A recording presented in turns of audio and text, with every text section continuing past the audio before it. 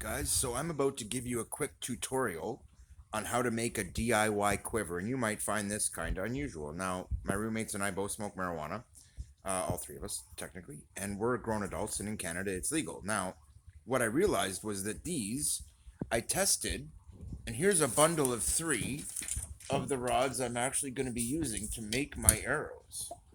These are the heavy ones, the heavy arrows, but even still, they're the right diameter, and you can see I can fit 6 arrows into each of these quite easily, maybe more, and another 12 or so in here.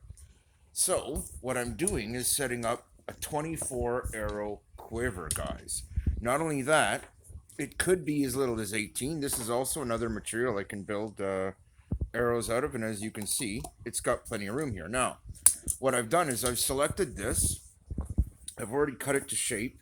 This material works really, really well with a glue gun setup. So what I'll do is roll this in, lock it in place, roll it in, and lock it in place. But before I do, this is going to be the back of it. The side that goes up against me is actually going to be this gray stuff. I find it's a little better for insulation. It's really waterproof. And I actually want this waterproof membrane up against my back. Also, I have more of this stuff, but it's prettier. I like it. I have another quiver I want to make, and I only have a couple more sheets. I have some other projects I'll probably do with it, so I don't want to use all that nice wood grain stuff. Instead, for both the bottom and the top, I've used this. Now, this is actually for grip. When I set it down on a surface, it should just be able to support itself and stay there. In addition, because it's going to have the extra half inch around in diameter, and then another piece on the back of that, it'll actually sit about yay wide when it's done. But that's all well and good. This is going to be a nice quiver. I've got a lot of good ideas to make this a really sick custom quiver. Now, because these are wide enough, as you can see, the arrows fit these really easily. It won't be too hard for me to find the bottom of these, you might think. But if you think when the quiver is built, you're going to be able to look in there while it's over your shoulder and put them in precisely, I disagree. So what I've done is I'm going to put one on the right, one on the left, one in the back of the quiver. So these will be my most powerful arrows, the ones I use for hunting or for defense. They'll be in the emergency position. These are my favorite arrows when I'm using them for target or whatever. This will be for my second favorite, and these will be for the general basic arrows or the ones I make or whatever, just to try them out. But these will generally be my positions. The one right over my right shoulder, that's closest to my right shoulder, is my go-to. This one, because of where the quiver is positioned, will basically be, this one will be right at my shoulder. This one will be right beside my neck, and so it's a different reach. And once you get used to it, it's very easy to pull out of one or the other. And this one's right behind those, right in the middle of my back, which is going to be really nice.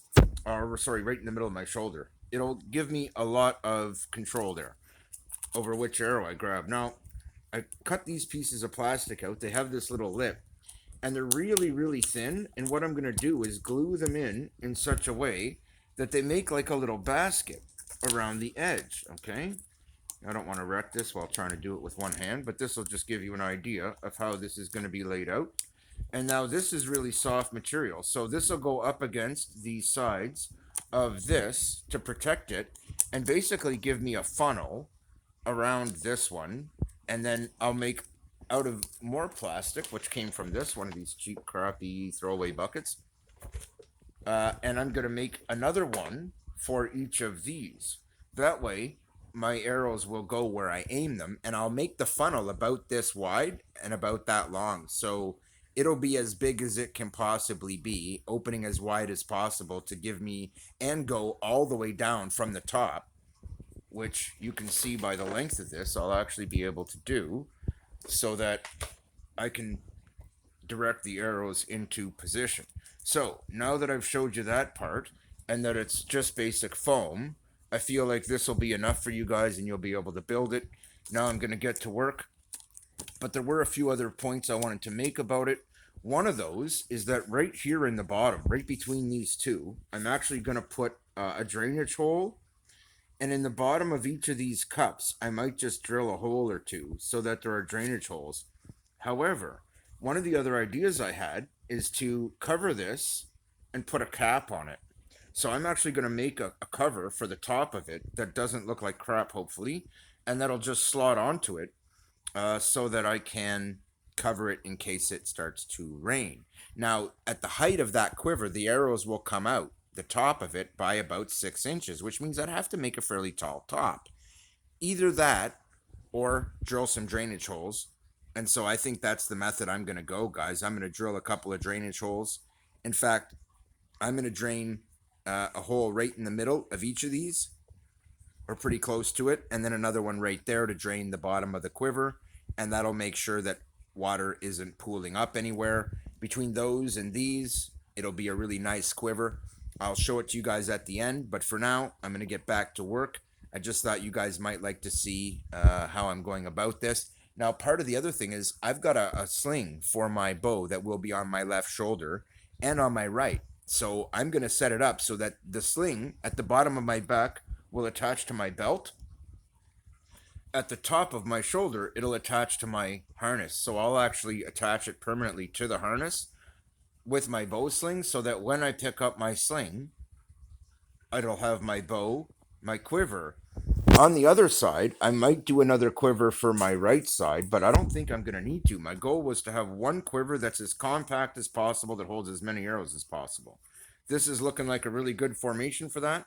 I also didn't want it to be any bigger in profile than it really needed to be. And this gives it a nice flat up against my back. It's not too big or bulky. It's going to be quite nice for size. So I'm excited. I'm going to end this one here, and I will see you guys in the next one. Like, share, and subscribe, and I will show you how to build a sick DIY arrow quiver for at least a dozen arrows. Keith out.